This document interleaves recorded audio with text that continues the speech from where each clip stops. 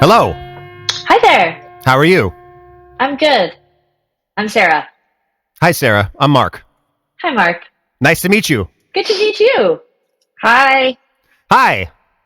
Where do we find you today? I'm in LA Okay. and I'm in Vancouver up in Canada. Are you in LA, Mark? I'm in LA. It's a beautiful morning in LA. It's kind of cold, but it's all good. Great. Let's talk Still Jealous. Great. Okay. Explain it, if you can. We basically, right at the beginning of the pandemic, we had just put an album out and a book, a memoir about our time in high school in the 90s. And we were like kind of amped and ready to work. And then obviously the pandemic happened. And so we kind of had our working hats on. And Sarah one day emailed and said, I have this idea to re-record our album So Jealous. So Jealous came out in 2004, and it was probably our first record that did anything and made us feel like legit musicians, like we weren't gonna have to go to university or something. So it was kind of a cool time to revisit it and think about it. And Sarah sort of suggested this twist, which was that she would record all my songs on the record and I would record all of hers. And so we would sort of rework them and envision them in our own unique stylings. A lot of people probably don't know, but Sarah and I write completely separate. We don't write our songs together. I didn't know that. I mean, once everything gets released, it's like ours. Like we split everything evenly and, think of them as equally our children. But it was so cool. Sarah sent 3 songs from what she'd been working on, and I felt really inspired. And so we just decided we couldn't use any other instruments. We were only allowed to use our voice and an acoustic guitar, and we had to record each other's songs. That was sort of what we did. And I wasn't sure it would do anything or we do anything with it, but we decided to release it, and it's been amazing. It's so cool to hear those songs out in the world, and people's reactions to them have been incredible, and it's been really fun. And you have an animated album cover on Apple Music.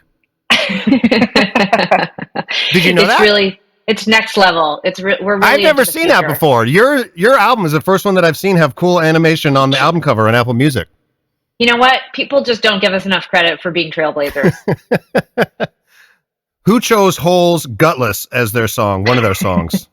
Oh, Tegan and I have been like really going down this path of music that we really loved when we were in high school, specifically because we are about to start filming a TV show based on our memoir about high school. So we've been building these like playlists for the team to sort of give them reference points of like what Tegan liked and what I liked. And Hole was one of those bands that we like equally loved, and specifically Live Through This was an album that we played all the time, constantly. And Gutless is just the one that is like on my heavy rotation right now. But that full album to me is kind of a masterpiece. There's no bad song on that record.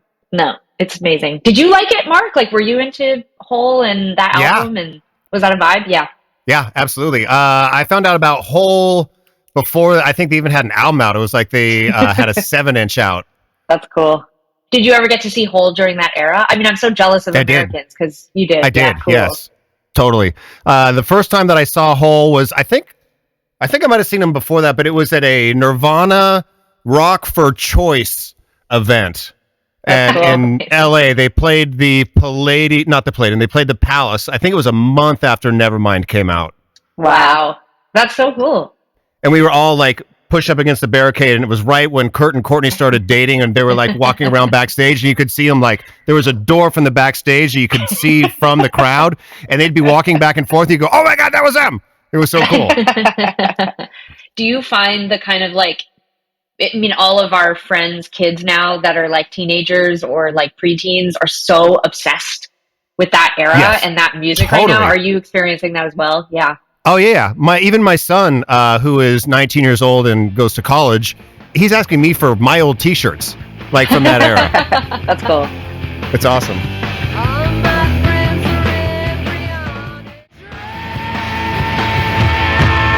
Let's talk about your Substack. I think we're alone now. How did this come about? Similar to Still Jealous, we were looking for things to do the last couple of years as we haven't been touring, and we're tour rats. We've spent the last 20 years on the road. And we love writing. We wrote this memoir a few years ago and loved it. We joke that it's because we finally got to write in our own voices. So our music is often seen as like Tegan and Sarah. And so to actually write a book together and have each chapter be our own voices was very liberating. Mm-hmm. And our literary agent, he reached out. He was like, hey, there's this thing called Substack. Have you guys checked it out? I followed, subscribed to a few newsletters. Roxane Gay was my first follow or subscribe. And, he was like, do you guys want to create a pitch? And we did. And we sort of wanted to experience the act of writing again. And specifically, I think We're Alone Now is this sort of funny way of us saying that we have abandoned a lot of the things we've done in the past. We've started fresh. We took the last 2 years to sort of reflect on what we're looking to do next and what the next era of Tegan and Sara should look like. And we've been really kind of deconstructing our creative process, and we've been having lots of conflict and going to therapy together and figuring out, like, what should we do next? We've been in a band so long. We've made so many records. We had to sort of ask ourselves that big existential question, like, what does it all mean? And are we doing the thing we should? We left our record label. We left our management. We sort of just are the two of us. And we started to look at each other and go, all right, well, what happens next? And so we're sort of using our Substack as a way to reflect and share that communication and that conversation. And as always, we're past addicts. So we're writing a lot about the past, about, relationships and music. We're annotating old lyrics. We're going to sort of tease out all of our, we have a new album coming. We have this TV show. So it'll sort of be like the place to go if you want to get the sort of deets on Tegan and Sara. If you want to go deep with Tegan and Sara, that's the place to do it.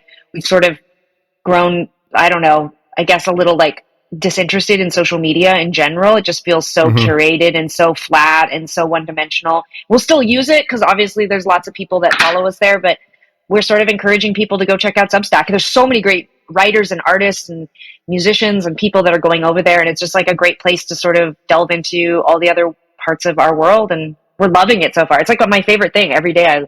Yesterday I wrote about New Kids on the Block. I just love it. I'm just enjoying it very much. That's great. And I read that you have text and audio conversations as well on it. We are sort of playing with this idea. It feels a little voyeuristic, but we're sending voice notes to each other. I mean, these are real conversations that we're having, obviously somewhat edited so that you don't see when we're calling each other is and whatever. But we are trying to sort of share the sort of perilous way that people collaborate and create things. And sometimes that's through, audio. Sometimes that's through writing videos. Well, pretty much every post also has an audio portion. Like Sara and I are recording ourselves reading the essays and the stories, and we're creating soundscape and putting, original music in there because we know a lot of people don't like to read, which is totally fair. Substack's really cool. They have some really cool stuff coming down the line that I can't say out loud, but one of the cool parts is that a lot of people who are writing newsletters on Substack are creating audio versions of it, so you can just go in there and you can listen to it like it's a podcast. And that Sara and I love telling stories, and we love to talk. We love the sound of our own voices, so I think that's our favorite part. That's great. Let's talk Ani DiFranco's Napoleon. Oh my God, this is another one from high school. I think Ani was really kind of the first artist in our sort of pivot away from more alternative rock music. We were it was sort of about halfway through high school that we started to, expand our musical landscape. And Ani was kind of this, she was an alien to us, we were really, of course, focused and fascinated by her identity, that she was out as a bisexual woman, was completely an anomaly. And we weren't yet officially out, but, we were certainly aware of our queerness. And I remember, really gravitating towards Ani, not just because of her music, but really because she sort of felt representative of what a future could look like as both a musician and as a queer woman. And Napoleon, that whole record to Dilate is another, I think, masterpiece and just so trailblazing. And so when you really think about it in today's context, I think really brave. But specifically Napoleon is I think it's the best track on that album. They told you your music, Napoleon. Let's talk about your book, High School. Yeah, so high school was sort of Sara and I's attempt at trying not to be touring musicians all the time. We came off the road in 2018 and we were like, let's write a book. It was mostly Sara that had pushed the idea. I was pushing to do a podcast, and we went out and pitched the idea to a few people and everybody loved it. Sara was the one that sort of kind of created the goalpost, let's just write about high school. Like everybody, I think high school is an incredibly important time for your development as a person, but that's when Sara and I figured out we were musicians, when we became artists, when we figured out our sexuality, and we felt like it was an important time to mine. There was this sort of political part of the pitch too, which was that you just don't see very many memoirs about women in music. And we just spend so much time, just how many more books about Bob Dylan and Bruce Springsteen. And I mean, and those are two artists that we love. I have Bruce Springsteen lyrics tattooed all over my body, but I just feel like it's so hard to find stuff about women becoming artists. And yeah, so we pitched the book, we sold it, we wrote it. It was terrifying, very hard to write a book. Nobody tells you that. Just like when you get a puppy, nobody tells you how hard it really is. I'm sure it's probably like having a baby. It was so scary and hard, but we loved the process. And it came out now 2 years ago, but we sold it.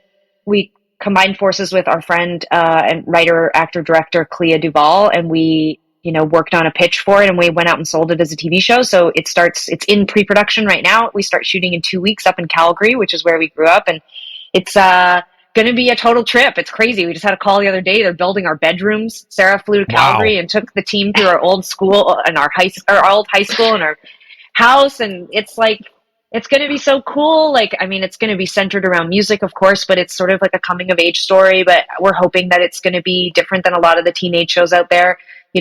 Often girl characters get really rounded off. And what does rounded off mean? Well, like, I feel like we're terrified of sexuality in mainstream culture when it comes to women.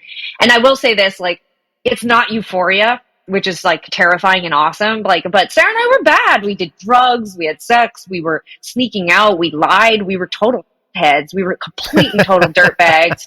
But there was something special about that time and music and our group of friends and growing up in the 90s and rave culture and punk culture. And we want to make sure that we don't dumb that down and we don't round it off too much, but at the same time, Amazon bought it. So the other day we got a memo that was like, so we need to remove the F word from the show because what? We don't want, because they don't want it to have like a restricted rating. They want, they only want a 16, which is fine. But then I was talking to the twins that we cast and they're amazing. Incredible. Can't wait to debut them to the world. They're non-actors, non-musicians. They've been in like boot camp for months learning everything and they're absolutely phenomenal. But they were like, why did you have to take all the F words out? The show's not as cool now. So you're very involved with the production. Are you going to be in it? We're not. Lord, no. It's purely for the professionals, but we are co-creators on the show and executive producers, and we are very involved, probably to the annoyance of our other co-creator, Clea Duvall, who makes so much space for us. Like, we are very involved. I mean, it's a show about our life and, but it's so tied to our professional career as well. So there's definitely a protectiveness for us. And then also this is, based on our real family and our real friends and Calgary. Like, Calgary is not a city that a lot of Americans know very much about. And we sort of feel this like prideful, protective thing about also making sure that Calgary plays itself really well. We want to show what an amazing place this is, and also how just desolate and the suburbs and winter and life can be when you're a teenager. And we really want to sort of be there to help authenticate it and make it feel really real. That's awesome. Let's talk Pom Pom Squad. Popular. Pom Pom Squad was a discovery during the pandemic. I saw something that Mia posted on Twitter and just like instantly just fell in love with the sort of ethos of the band and the project and the music. And I just think are incredible. And I thought it was hilarious. They went on tour with Nada Surf, which is so hilarious because we loved Nada Surf in high school. And Pom Pom Squad, they're young, like they're in their early 20s. But I thought it was such a cool pairing. And so this song that they covered, Popular, was very big when we were in high school. And I love how they approach the song and perform it. And yeah, I just think this band is so phenomenal. I think we're going to see lots from them just creatively, aesthetically, as a band, like the way they play, the songs they write, just like the whole thing. I'm just like deeply, deeply inspired by what they're doing. Let's talk about Hey, I'm Just Like You. Oh, that's the album that we put out in conjunction with High School, our memoir, and the songs on that album were all written in high school when we were like 15, 16, 17 years old. These are new recorded versions of them, and they're definitely like popified. We took out some of the silly, insane language that we used a lot in high school. But yeah, it's sort of like an homage to those growing young artists who were kind of like figuring out what a song was and what a melody is and how to harmonize. And Tegan and I really did not think very much about high school after we got out of high school. And specifically the music that we wrote in high school, wasn't curious about it for 20 years. And, one of the things that really blew our minds when we were writing the memoir and we were looking at all of these archival materials and artifacts from our teenage years.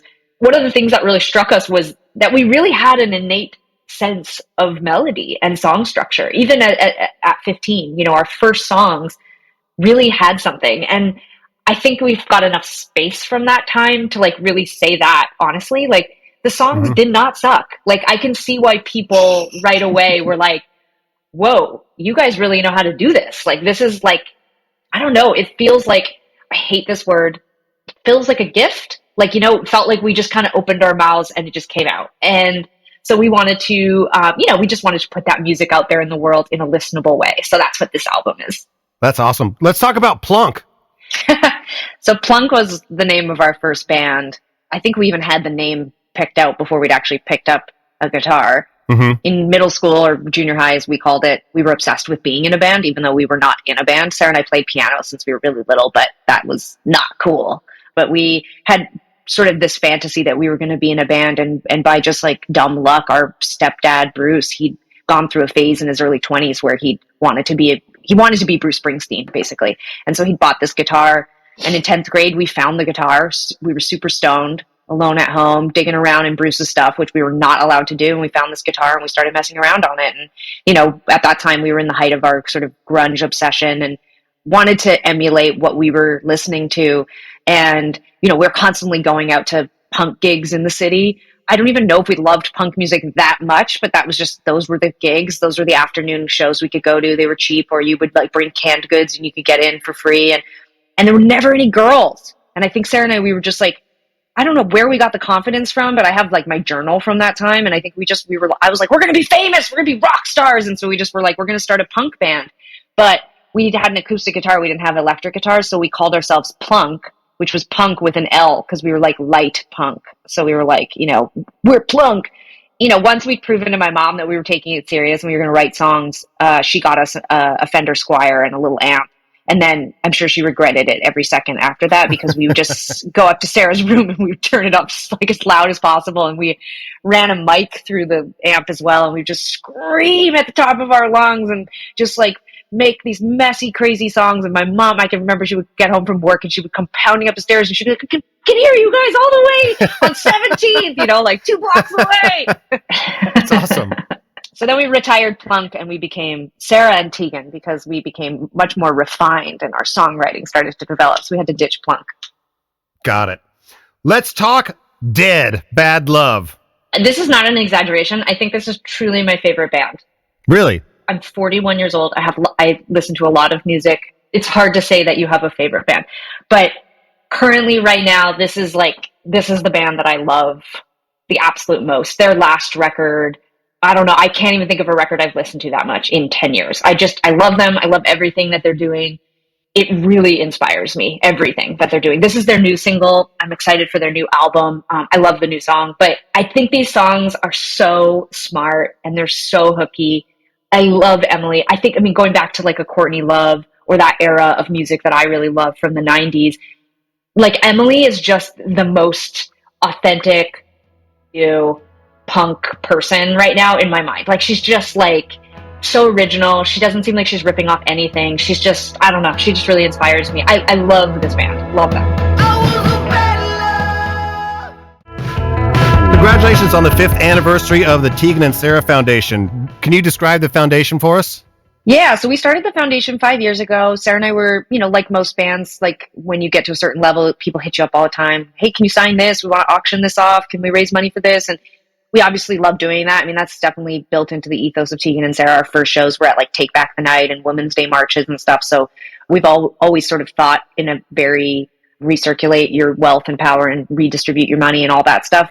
But it was such a wide spectrum of things we were getting hit up about. And so we sort of sat down and thought, okay, well, where should our focus be? And we started working with this team of people who came back and said, look, obviously a huge part of your audience is girls and LGBTQ, and you're big in that community. And there are a lot of really amazing LGBTQ organizations, but they're pretty broad. And one of the things we learned really early on was that, organizations are raising money for men, or, sort of more of like a gay focus.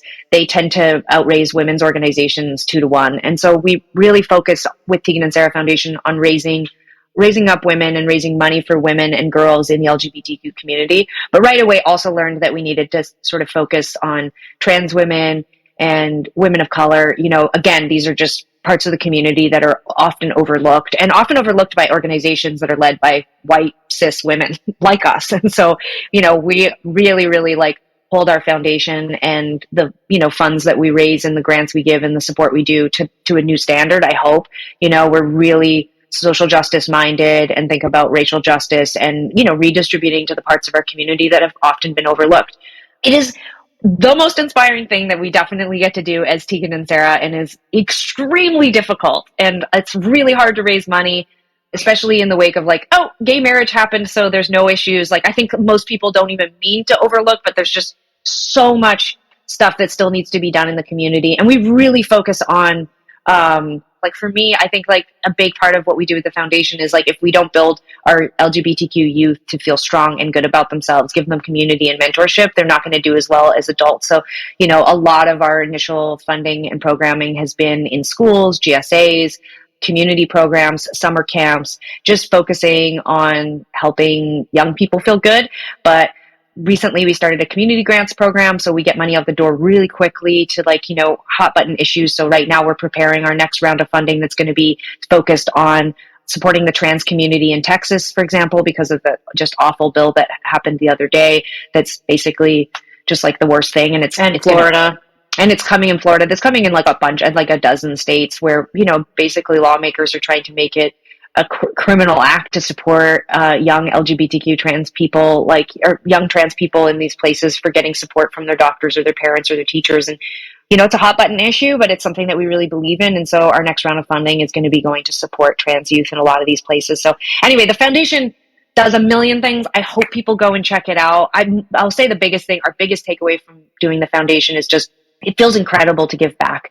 And it feels really good to think of ways to help our community. We've been supported and helped so much through our 20 years of being in a band. And I just hope we can give a sliver of that back to the community that supported us. And it just, in times where it feels like everything is literally on fire, it just feels really good to be able to help and to, you know, connect people and build more community. So anyway, yeah, I'm so proud of the work we're doing over there, and people should go check it out. How can they check it out? You can go to our foundation website, which I believe is just Tegan and Sara Foundation. Wow, Tegan, it is. You're really doing a great job. I know. Sorry. I know. I'm like very bad at pitching. It's the Tegan and Sara Foundation.org. And yeah, there's all of our programs and all the work we've done in the last 5 years. There's an amazing breakdown on all the community grants we do, of all the ways you can donate. The best way you can donate, I mean, is just to write a massive check.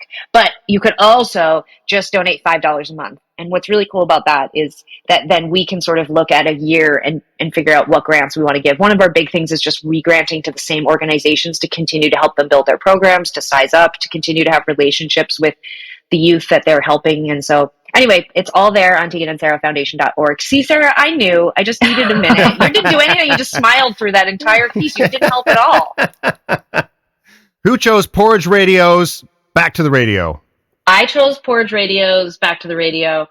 This is another band that I'm like obsessed with. I think that everything they put out, I'm also a big fan of, but I'm trying to rep new singles. So this song just came out. I think it's great. Love this band. Love their videos. They're sick. Last couple of questions. What are the apps that you use most on your phones? Well, sadly, I do open Twitter a lot, which is, it's like some sort of like punishing cyclical relationship that I have with my phone, but I do use Twitter a lot. I do use my newsfeed app a lot. I definitely try to be informed.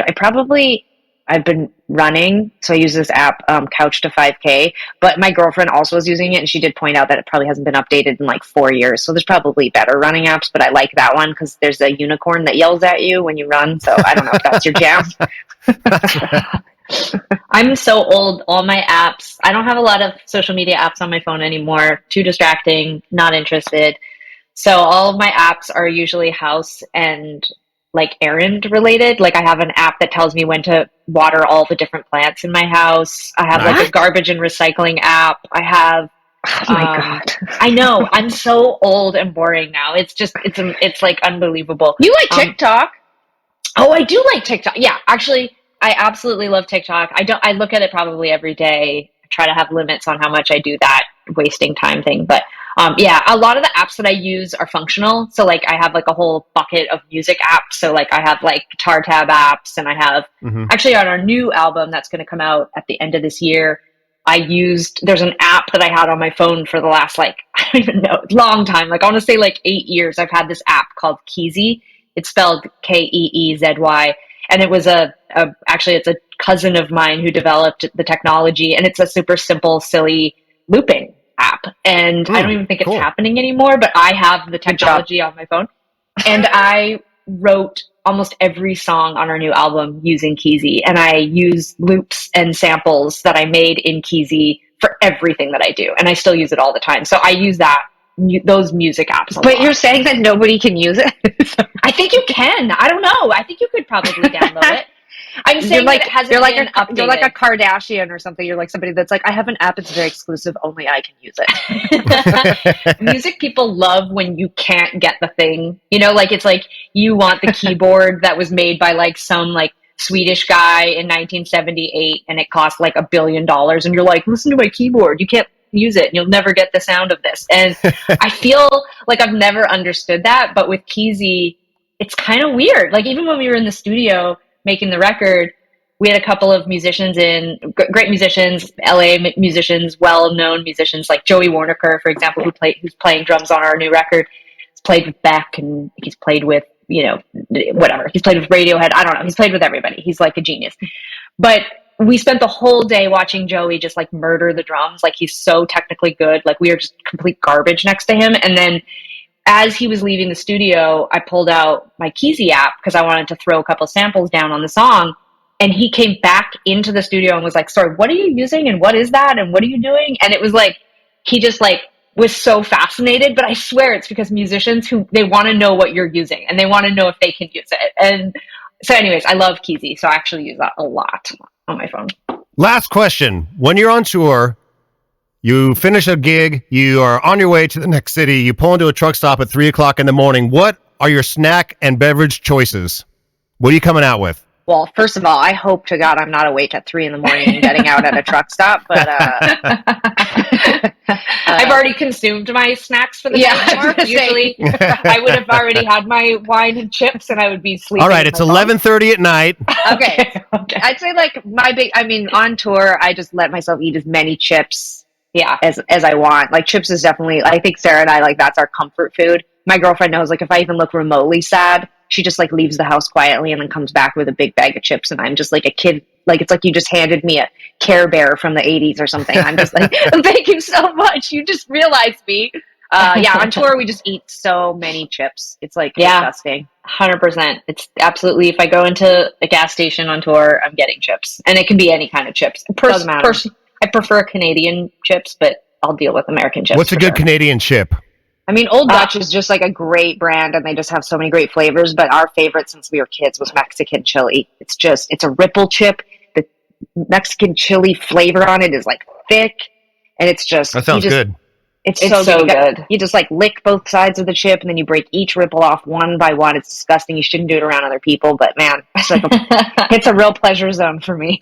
That's awesome. I read recently that the most popular brand of chip in Canada is a brand called All Dressed. And I can't flavor. Eat it. The word you mean is flavor. Sorry, flavor. And I can't eat it. It hurts my tongue, which I don't know what's on that thing. It's like carp bleach or something. But it's like, if I eat that, it's like I can't eat solids for like 3 days. I just like go intravenous for a couple of days. It's too intense. But all of Canada, that's how butch everybody is in Canada. They're eating those chips like nobody's business. It's crazy. Tegan and Sarah, thank you so much for your time. Still Jealous is out now. I Think We're Alone Now, your Substack. People can go check out High School. The Memoir is out, coming up as a show on Amazon. New album at the end of the year, and you can go to the Tegan and Sarah Foundation.org to help out. Thanks very much for your time. Have a great rest of the day.